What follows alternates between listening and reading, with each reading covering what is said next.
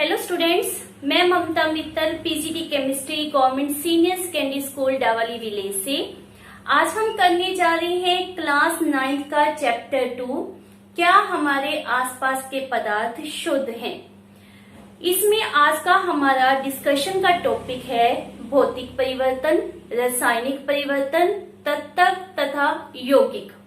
तो स्टार्ट करते हैं सबसे पहले भौतिक तथा रासायनिक परिवर्तन से। तो स्टूडेंट्स, हम अपनी डेली लाइफ में बहुत से परिवर्तन को देखते हैं। जैसे गर्मियों के दिनों में नींबू पानी तैयार करने के लिए हम पानी के अंदर नमक, चीनी, नींबू के रस को मिक्स करते हैं। वृक्षों की कटाई देखते हैं, फलों का पकना, एप्पल को अगर काट कर रख दिया जाए कलर चेंज हो जाता है, जैसे उसके ऊपर रेड ब्राउन सा कलर आ जाता है, तो वह भी क्या है, एक प्रकार का परिवर्तन। लोहे को जंग लगना, कागज को छोटे छोटे टुकड़ों में परिवर्तन करना, मैग्नीशियम रिबन की बर्निंग, मोमबत्ती को जलाया जाता है, दूध को दही में बदलना। तो ये बहुत से परिवर्तन हैं जो हम हर रोज ऑब्जर्व करते हैं। इन परिवर्तनों को व्यापक रूप से हम दो कैटेगरीज में बांटते हैं। एक होता है भौतिक परिवर्तन और दूसरा होता है रासायनिक परिवर्तन। तो सबसे पहले हम बात करते हैं भौतिक परिवर्तन की। जब बेटा जी भौतिक गुणों में परिवर्तन आता है उसे हम नाम क्या देते हैं, भौतिक परिवर्तन का। पदार्थ के भौतिक गुणों में परिवर्तन को हम नाम क्या देते हैं, भौतिक परिवर्तन का। और भौतिक गुण कौन कौन से होते हैं, जैसे कि पदार्थ का आकार, साइज, उसका रंग, वह कौन सी अवस्था में पाया जाता है। जैसे हमारे पास जल की 3 अवस्थाएं होती हैं, ठोस, द्रव तथा गैस। कठोरता, उसका बहाव, घनत्व, द्रवनाक, क्वथनाक, तो ये कुछ भौतिक गुण हैं। अगर पदार्थ के भौतिक गुणों में परिवर्तन आता है तो हम उसे नाम क्या देते हैं, भौतिक परिवर्तन। भौतिक परिवर्तन जब भी होता है उस समय ध्यान रखें कि वहां पर कोई नया पदार्थ नहीं बनता है, कोई भी नए पदार्थ की वहां पर फॉर्मेशन नहीं होती है। मान लेते हैं कि हमारे पास बर्फ थी। अब बर्फ को हमने ओपन रख दिया, सूर्य की रोशनी में रख दे या वैसे ही इसको कमरे के तापमान के ऊपर रख दिया जाए, तो क्या होगा, थोड़ी ही देर में वह जल में बदल जाएगा। और यदि हम जल को गर्म करें तो उससे क्या प्राप्त होंगे, जल वाष्प। तो हमारे पास बर्फ जिसे हम ठोस कहते हैं उससे द्रव जिसे जल कहा जाता है उसमें कन्वर्जन हुई, उसमें बदलाव आया। अब जल से वाष्प बनी तो वहां पर भी हमारे पास द्रव से गैसीय अवस्था की फॉर्मेशन हुई है। इस प्रक्रिया के दौरान सिर्फ किस में बदलाव आ रहा है, पदार्थ की अवस्था में, परंतु कोई नए पदार्थ की यहाँ पर फॉर्मेशन नहीं हो रही है। तो इसे हम नाम क्या देते हैं, भौतिक परिवर्तन का। तो जब तक हमारे पास पदार्थ के संघटक में, या उसको कह सकते हैं कि पदार्थ की रासायनिक प्रकृति में कोई परिवर्तन ना हो, तो वह हमारे पास कौन से परिवर्तन होते हैं, भौतिक परिवर्तन। तो अच्छी तरह से हम अपनी जो पहले एग्जाम्पल ली थी उनको समझ सकते हैं। हमने शुरू में बात की जैसे कि कागज को काटना। तो जब कागज को काटते हैं तो उसके आकार में परिवर्तन आता है, वह बड़े साइज से छोटे साइज में बदल गया, परंतु यहाँ पर कोई नया पदार्थ नहीं बनता है। तो इसे हम नाम क्या देते हैं, भौतिक परिवर्तन का। इसी प्रकार पेड़ों को काटने से भी कोई नया पदार्थ नहीं बना, तो उसे हम नाम क्या देंगे, भौतिक परिवर्तन का। जब हम कोई मिश्रण तैयार कर रहे हैं, जैसे हमने नींबू पानी की बात की थी, तो उस समय भी हमारे पास कोई नया पदार्थ नहीं बन रहा है, तो वह भी एक भौतिक परिवर्तन होता है। नेक्स्ट, जैसे कि मान लेते हैं हमने कागज को जलाया, मैग्नीशियम रिबन को जलाया जाता है, या फिर पत्तियों को या किसी अन्य पदार्थ को जलाया जाता है, उस समय क्या होता है, वह पदार्थ ऑक्सीजन के साथ अभिक्रिया करता है तथा एक नया पदार्थ बनाता है। जैसे हम मैग्नीशियम को सपोज कर लेते हैं, मैग्नीशियम दैट इज Mg, जब वह ऑक्सीजन के साथ अभिक्रिया करता है जलने के दौरान तो उससे क्या बनता है, मैग्नीशियम ऑक्साइड। इसको हम इस तरह से संतुलित करेंगे। तो पहले हमारे पास मैग्नीशियम था और जलने के बाद वह क्या बन गया, मैग्नीशियम ऑक्साइड, जो कि एक नया पदार्थ है। तो इसको हम भौतिक अभिक्रिया नहीं कह सकते क्योंकि यहाँ पर नया पदार्थ बन रहा है। तो यह परिवर्तन हमारे पास किस प्रक्रिया को दिखा रहा है, रासायनिक परिवर्तन। उसे हम रासायनिक प्रतिक्रिया भी कह सकते हैं।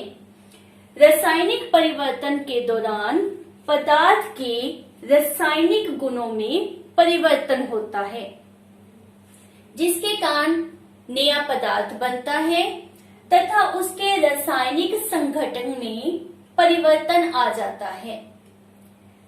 मान लेते हैं हमारे पास लोहे की कोई अलमारी है, लोहे की बहुत सी चीजें, जैसे हम किसी पार्क में जाते हैं तो वहां पर जो भी बाउंड्री की होती है वो नॉर्मली लोहे से की गई होती है। बारिश के दिनों में नॉर्मली लोहे को जंग लग जाती है, तो जंग लगने के दौरान भी हमारे पास वह लोहा न रहकर अब लोहे का ऑक्साइड बन गया, जिसे हम आयरन ऑक्साइड कहते हैं। तो यह परिवर्तन भी किसे दिखाता है, एक रासायनिक परिवर्तन को, क्योंकि उसके रासायनिक गुणधर्म में यहाँ पर परिवर्तन हुआ है। रासायनिक परिवर्तन के समय हमें कुछ अन्य लक्षण भी दिखाई देते हैं जिसको हम याद करें। तो रासायनिक परिवर्तन के समय नए पदार्थ के साथ साथ कुछ अन्य घटनाएं भी देखने को मिलती हैं। जैसे कि हमारे पास पहले पॉइंट में मेंशन किया गया है कि रासायनिक परिवर्तन के समय ऊष्मा, प्रकाश अथवा किसी अन्य प्रकार के विकिरण का बाहर निकलना अथवा उसका अवशोषित होना। तो इसकी उदाहरण हमारे पास क्या है, जैसे कोई भी जलने की प्रक्रिया हो, नॉर्मली पटाखों का जलना, तो उस समय हम क्या देखते हैं, ऊष्मा, प्रकाश बाहर निकलता है। दूसरी अभिक्रिया है प्रकाश संश्लेषण। तो उस समय जब पौधे अपना भोजन सूर्य की रोशनी से बनाते हैं तो वह सूर्य के प्रकाश को अवशोषित करते हैं। तो वह प्रक्रिया भी हमारे पास कौन सी है, रासायनिक परिवर्तन की। ध्वनि का उत्पन्न होना, तो पटाखे जब जलाए जाते हैं तो क्या होता है, ध्वनि पैदा होती है। उस समय डिफरेंट टाइप ऑफ गैसेस बाहर निकलती है जो हमारे वातावरण को ऑब्वियसली प्रदूषित करती है। तो उस समय जो परिवर्तन होता है वह क्या है, रासायनिक परिवर्तन। नई गंध का पैदा होना, तो जब कोई पदार्थ गल सड़ जाता है, जैसे मान लेते हैं हमारा कोई भोजन गल सड़ गया तो उससे दुर्गंध पैदा होती है, नई तरह की गंध पैदा हुई है, वह भी क्या है, रासायनिक परिवर्तन। रंग में परिवर्तन, जैसे हमने पहले भी डिस्कस किया, जब लोहे को जंग लगती है तो उसके रंग में परिवर्तन आ जाता है, वह लाल भूरे रंग का हो जाता है। अगर सेब को काट कर रख दिया जाए, उसे तत्काल खाया ना जाए तो उसके रंग में परिवर्तन आ जाता है, वह भूरे रंग का हो जाता है। तो वह क्या है, एक रासायनिक परिवर्तन। किसी गैस का बनना, जब आप जिंक को सल्फ्यूरिक अम्ल के साथ अभिक्रिया करते हो, जिंक उसको जिस भी कहा जाता है, तो उसकी जब सल्फ्यूरिक अम्ल के साथ अभिक्रिया होती है, as a result zinc sulphate तथा हाइड्रोजन गैस बनती है। तो इन घटनाओं से भी आप पता कर सकते हो कि यहाँ पर रासायनिक परिवर्तन हो रहा है। तो अब हमारा प्रश्न है कि दिए हुए परिवर्तन में से कौन सा परिवर्तन भौतिक परिवर्तन है तथा कौन सा रासायनिक परिवर्तन है। तो आइए जांच करते हैं। फर्स्ट हमारे पास पूछा गया है पेड़ों को काटना, कि इस अभिक्रिया के समय कोई भी नया पदार्थ नहीं बनता, तो यह हमारे पास क्या है, भौतिक परिवर्तन। दूसरा है विद्युत तरंग का जल में प्रवाहित होना तथा H2 और O2 गैस में विघटित होना। नई गैस बनी है H2O2, तो यहाँ पर जब नए पदार्थ की फॉर्मेशन होती है उसे हम नाम क्या देते हैं, रासायनिक परिवर्तन का। फलों से सलाद का बनना, तो यहाँ पर कुछ भी नया नहीं बना है, इसलिए यह क्या है, भौतिक परिवर्तन। पौधों की वृद्धि एक ऐसी प्रक्रिया है जिसके दौरान पदार्थ के संगठन में बदलाव आता है, इसलिए यहाँ पर आप कह सकते हो कि नया पदार्थ बन रहा है। तो यह हमारे पास क्या है, एक रासायनिक परिवर्तन। खाना पकाना, तो खाना पकाना आपको पता है, यहाँ पर भी जो परिवर्तन होते हैं वो रासायनिक परिवर्तन होते हैं। पदार्थ के संगठन में, उसकी कंपोजिशन में बदलाव आता है, तो यह एक रासायनिक परिवर्तन है। भोजन का पाचन, भोजन का पाचन आपको पता है एक रासायनिक परिवर्तन होता है। लास्ट है मोमबत्ती का जलना। दिस इज वेरी इंपॉर्टेंट, क्योंकि इसमें दोनों परिवर्तन होते हैं, भौतिक परिवर्तन भी तथा रासायनिक परिवर्तन भी। जिस तरह से आपको पता है कि जब मोमबत्ती को जलाया जाता है तो मोम पिघलती है, मतलब ठोस अवस्था से द्रव अवस्था में बदलाव आया है, तो यह क्या है, एक भौतिक परिवर्तन। परंतु साथ ही आपको पता है कि इस अभिक्रिया के दौरान प्रकाश पैदा होता है, ऊष्मा पैदा होती है, CO2 गैस पैदा होती है, तो यह हमारे पास नया पदार्थ बना रहा है, तो यह साथ में क्या है, रासायनिक परिवर्तन। तो आप ये कह सकते हो कि मोम का पिघलना जो होता है वह एक भौतिक परिवर्तन है, लेकिन मोमबत्ती का जलना एक रासायनिक परिवर्तन है। तो अब हम कर रहे हैं टॉपिक पदार्थ। पदार्थ आपको पता है वह कोई भी वस्तु जो स्थान घेरती है, जिसका कुछ द्रव्यमान होता है, उसे हम नाम देते हैं पदार्थ का। पदार्थ को भौतिक तथा रासायनिक दो कैटेगरीज में बांटा जाता है। भौतिक गुणों के आधार के ऊपर पदार्थ की तीन अवस्थाएं पाई जाती हैं, ठोस, द्रव तथा गैस। ये आपने बहुत अच्छी तरह से पहले भी पढ़ा है कि ठोस, द्रव तथा गैस के कौन से गुण होते हैं। रासायनिक बेसिस के ऊपर पदार्थ को हम दो भागों में बांटते हैं, शुद्ध पदार्थ तथा मिश्रण। शुद्ध पदार्थ की फर्दर दो कैटेगरीज होती हैं, तत्व तथा यौगिक। तो तत्व क्या है, यौगिक क्या है, हम उनको स्टडी कर रहे हैं। नॉर्मली आपने स्कूल के कमरों के अंदर आवर्त सारणी को देखा होगा। आवर्त सारणी में क्या दिखाया गया है, तत्व को। वहां पर हमारे पास 118 तत्व दिखाए गए हैं, जिसमें से 114 तत्व डिस्कवर हो चुके हैं, उनके बारे में हमें पूरी नॉलेज है। तो तत्व शब्द को सबसे पहले साइंटिस्ट रॉबर्ट बॉयल ने 1661 ईस्वी में यूज किया था। इस शब्द का सबसे पहले उपयोग रॉबर्ट बॉयल के द्वारा किया गया था और इसकी परिभाषा को विद द एक्सपेरिमेंट एक्सप्लेन किया था बाय द एंटोनी लॉरेंट लवाइस के द्वारा।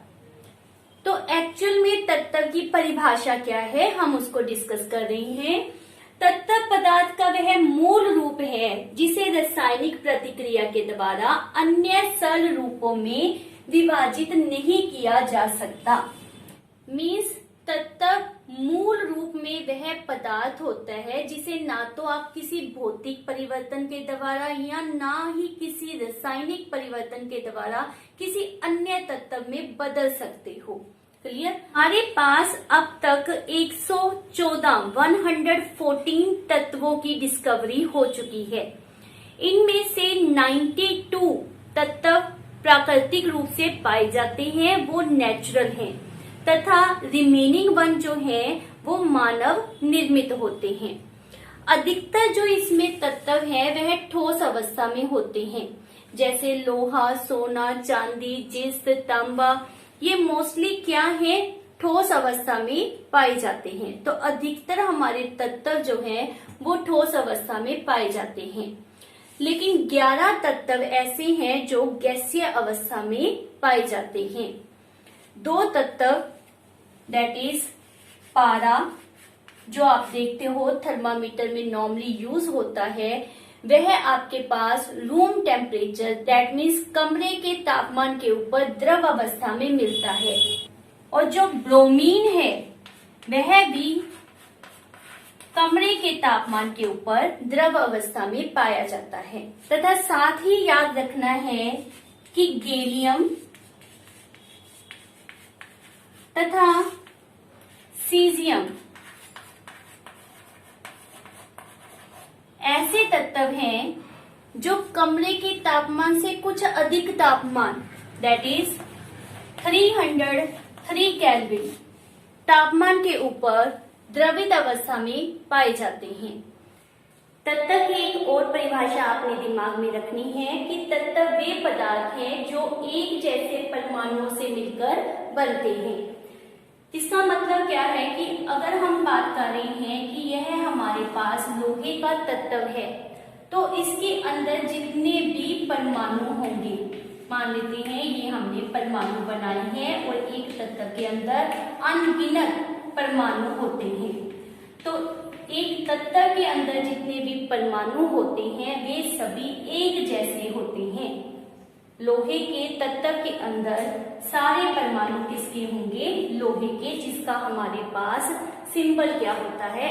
Fe, आयरन, इसको हम मेंशन करते हैं। तो तत्व एक ऐसा पदार्थ है जो हमेशा एक जैसे परमाणुओं से मिलकर बनता है। अब हम करने जा रहे हैं बहुत ही इंटरेस्टिंग टॉपिक, तत्वों का वर्गीकरण।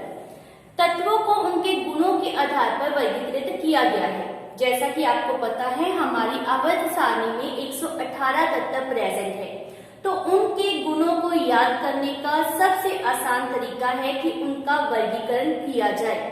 तो हमारे पास तत्वों को 3 ग्रुप में वर्गीकृत किया गया है। वो कौन से हैं? धातु, उपधातु तथा अधातु। सबसे पहले हम देखते हैं कि धातुओं में कौन से गुण होते हैं।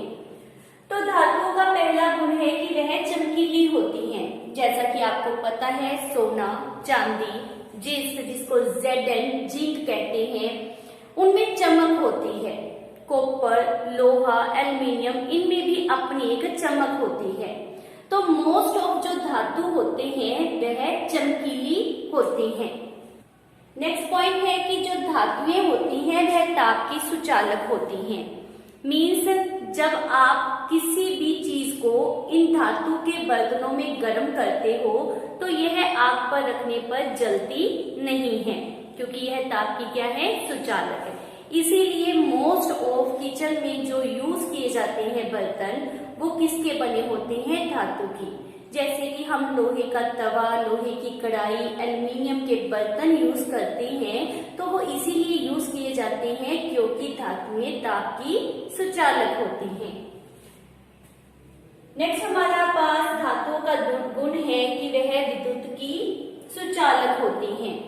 जैसे तारे बनाने के लिए किस तरह का मटेरियल यूज किया जाता है आप सबको पता है, हम कॉपर का उपयोग करते हैं। इसी प्रकार से लोहा, सोना, चांदी, एल्युमिनियम, किसी भी धातु का आप उपयोग करें तो आप देखोगे कि उसमें से विद्युत आसानी से क्रॉस कर सकती है। वह विद्युत के क्या होते हैं? सुचालक। तो यह धातुओं का विशेष गुण है जिसके कारण इसका मेन उपयोग इलेक्ट्रिकल अप्लायंस में होता है। नेक्स्ट बहुत ही इंपॉर्टेंट गुण है कि धातुएं तन्य होती हैं। तन्य होने का मतलब क्या होता है कि जब धातुओं को खींचा जाता है तो वह तारों में बदल जाती हैं।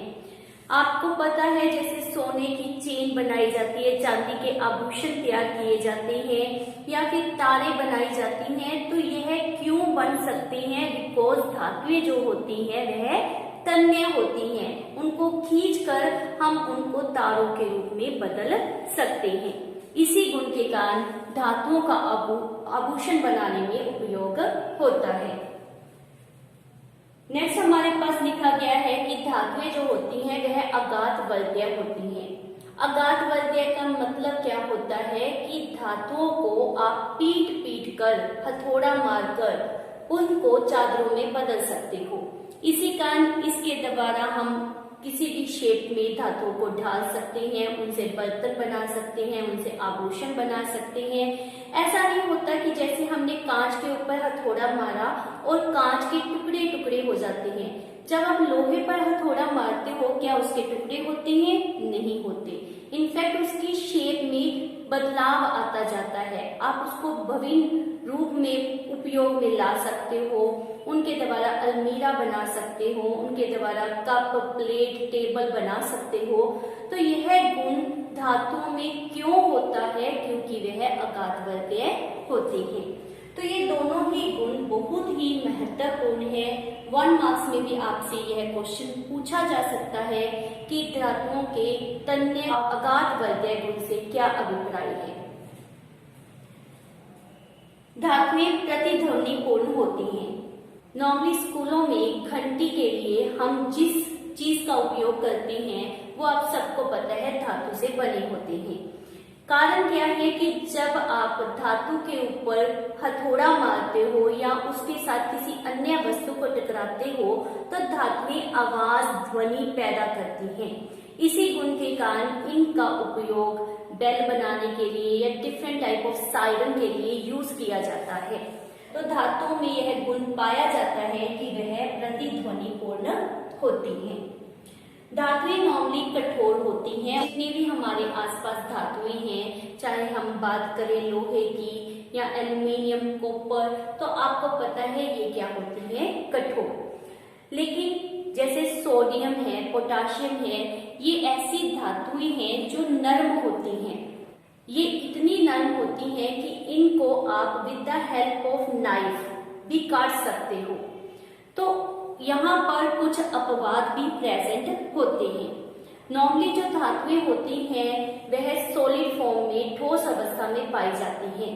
लेकिन पारा, मरकरी जिसको कहा जाता है, जिसका उपयोग हम थर्मामीटर में करते हैं, आपको पहले भी मैंने बताया कि वह एक ऐसी धातु है जो कि द्रव अवस्था में पाई जाती है। तो धातुओं में या तो ये सारे गुण पाए जाते हैं या इनमें से कुछ गुण धातुओं के अंदर पाए जाते हैं। तो ये थे हमारे पास धातुओं के गुण। हमारी आवर्त सारणी में मोस्ट ऑफ तत्व जो हैं वो क्या होते हैं? धातु। नेक्स्ट हम डिस्कस कर रहे हैं अधातु। अधातु मीन्स जिसमें धातु के गुण ना हो, है ना। नाम से ही यह शब्द हमें क्लियर होता है। तो इनमें जो गुण प्रेजेंट होते हैं वह धातु से बिल्कुल ऑपोजिट होते हैं। जैसा कि आपको पहले मेंशन किया गया है कि इनमें चमक नहीं होती। पहले ये समझिए कि कौन कौन सी चीजें अधातुई हैं। नॉर्मली जितने भी तत्व गैसीय अवस्था में पाए जाते हैं, जैसे हमारे पास है hydrogen gas, nitrogen gas, oxygen gas, any noble gas like the helium, neon, argon, तो ये सभी हमारे पास क्या है? अधातु, जिसे हम नॉन मेटल भी कहते हैं। तो इनमें कौन से गुण होते हैं कि इनमें चमक नहीं होती? ऑब्वियस है, गैसीय अवस्था आप अपने माइंड में लेकर आओ, आपको ये सारे गुण तभी समझ आ जाएंगे। तो हमारे पास पहला गुण क्या है कि इनमें चमक नहीं होती। ये ताप के कुचालक होते हैं। यहाँ पर एक अपवाद भी है, जैसे कि कार्बन से, कार्बन क्या है? एक अधातु है और कार्बन से ग्रेफाइट तैयार किया जाता है। ग्रेफाइट आप सभी ने देखा होगा, पेंसिल के अंदर जो सिक्का होता है तो वो किससे बना होता है? ग्रेफाइट से। तो ग्रेफाइट नॉर्मली हम इस तरह से भी रिप्रेजेंट करते हैं। ये स्ट्रक्चर आपने किया होगा या आने वाली क्लासेस में आप करोगे। तो इस तरह से हमारे पास ग्रेफाइट का स्ट्रक्चर डायग्राम होता है। यह विद्युत का, ताप का सुचालक होता है। तो यह एक अलग केस है। अदरवाइज जितनी भी अधातुएं होती हैं वह क्या होती हैं? ताप तथा विद्युत की कुचालक होती हैं। यह तन्य नहीं होती, मीन्स इनको तारों में नहीं बदल सकते, ना ही ये अगाध वर्गीय होती हैं। जब हम गैस को अपने माइंड में रख लेते हैं तो हम ये सारे गुण कंफर्म हो रही होती हैं कि गैसेस को कैसे तारों में बदलेंगे, कैसे उनको पीट पीट कर चादरों में बदला जा सकता है, नहीं बदल सकते। ये प्रतिध्वनिपूर्ण नहीं होती, मीन्स जब आप इनके ऊपर कोई ठोकर मारते हो तो ये आवाज पैदा नहीं करती हैं।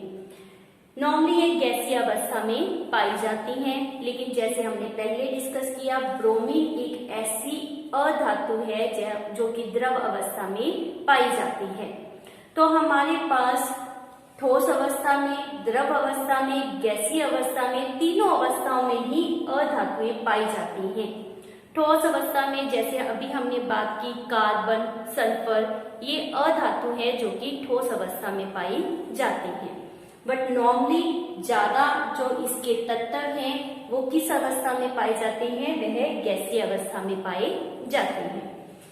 अब हम बात कर रहे हैं उपधातु।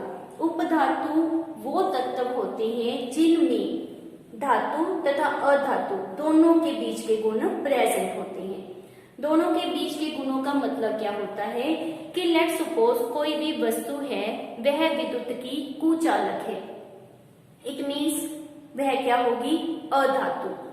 लेकिन जब आप उसको गर्म करते हो, उसके ऊपर हीट अप्लाई करते हो, तो उसमें क्या हो जाता है, चालकता आ जाती है, वह विद्युत की सुचालक हो जाती है। तो उस समय उसमें कौन सा गुण आ गया, धातु का। तो ऐसी वस्तु को हम नाम क्या देते हैं, उपधातु, जिसमें धातु एज वेल एज अधातु दोनों के ही गुण विद्यमान होते हैं। इसके हमारे पास बहुत कम एग्जाम्पल है। पूरी आवर्त सारणी में सिर्फ 6 हमारे पास ऐसे तत्व होते हैं जिनमें उपधातु के गुण पाए जाते हैं। उनमें से बोरोन, सिलिकॉन, जर्मेनियम एग्जाम्पल्स आपके सामने लिखी गई हैं। हमने अपनी साइंस की किताब में नॉर्मली कुछ अभिक्रियाएं देखी होंगी, जैसे कार्बन प्लस ऑक्सीजन, एरो मतलब तीर का निशान जो कि हमारे पास उत्पाद की फॉर्मेशन को दिखाता है, तो वो क्या है, CO2, C plus O2 CO2। इसी तरह से H2 प्लस O2 H2O, इसको हम इस प्रकार से संतुलित करते हैं। ये अभिक्रियाएं हमने नॉर्मली अपनी साइंस की किताब में देखी होगी। तो यहाँ पर हम क्या दिखा रहे हैं कि तत्व आपस में एक दूसरे के साथ अभिक्रिया कर रहे हैं।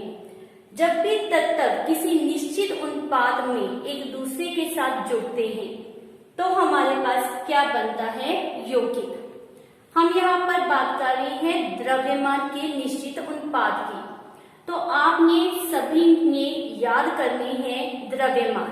जैसे कि हमारे पास कार्बन का द्रव्यमान होता है 12, ऑक्सीजन का द्रव्यमान होता है 16। तो यहाँ पर CO2 में C तथा O का अनुपात कितना है, 12:32। 32 क्यों लिखा, क्योंकि यहाँ पर ऑक्सीजन हमारे पास 2 टाइम्स प्रेजेंट है। तो इसका हमारे पास अनुपात कितना आ जाएगा, 3:8। तो यह हमारे पास क्या बन गया, यौगिक, क्योंकि इसमें कार्बन तथा ऑक्सीजन दोनों तत्व द्रव्यमान के एक निश्चित अनुपात में एक दूसरे से जुड़ते हैं। जब हम मिश्रण तैयार करते हैं तो उस समय हम द्रव्यमान अपनी इच्छा के अनुसार बदल सकते हैं।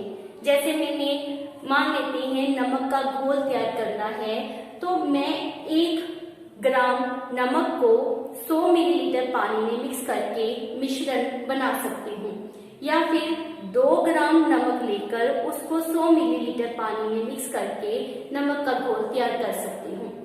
तो हम उसके द्रव्यमान को बदल सकते हैं, वहां पर कोई भी अनुपात ले सकते हैं।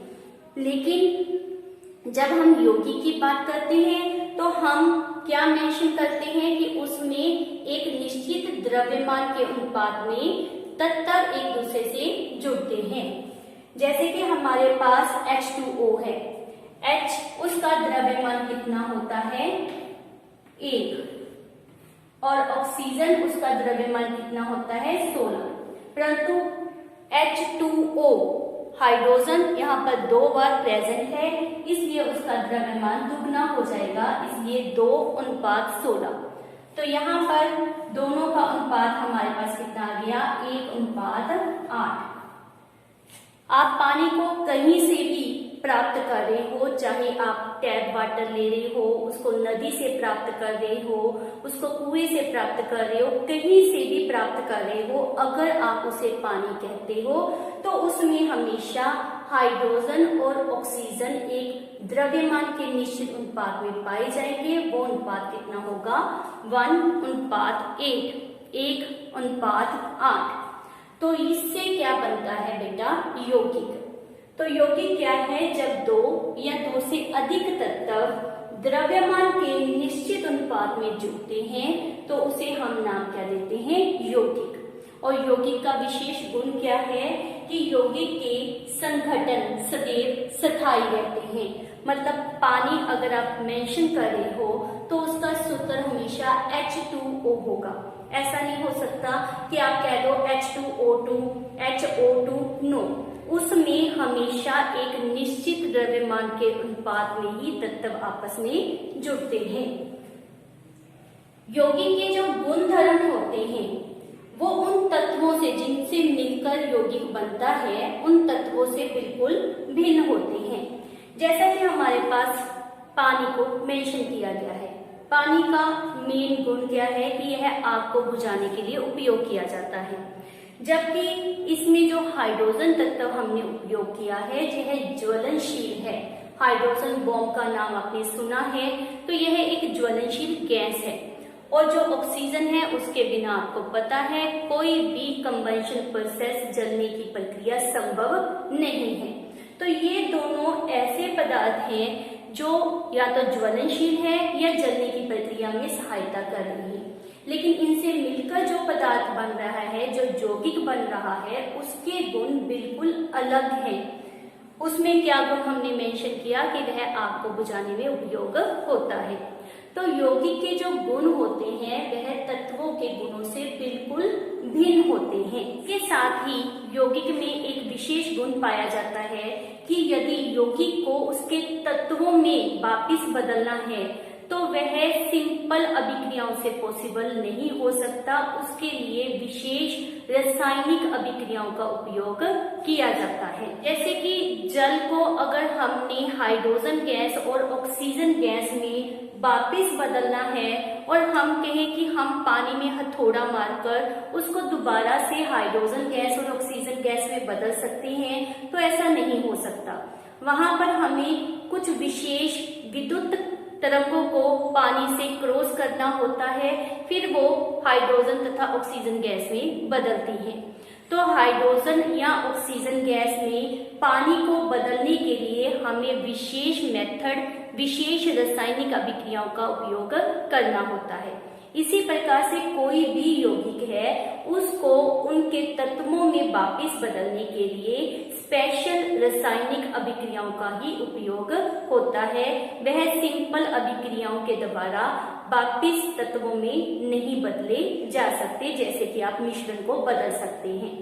हमारे आसपास जैसे हम कह सकते हैं नमक NaCl, नॉर्मली आपने सुना होगा, चीनी C12, H22, O11, glucose C6, H12, O6, water H2O, carbon dioxide CO2।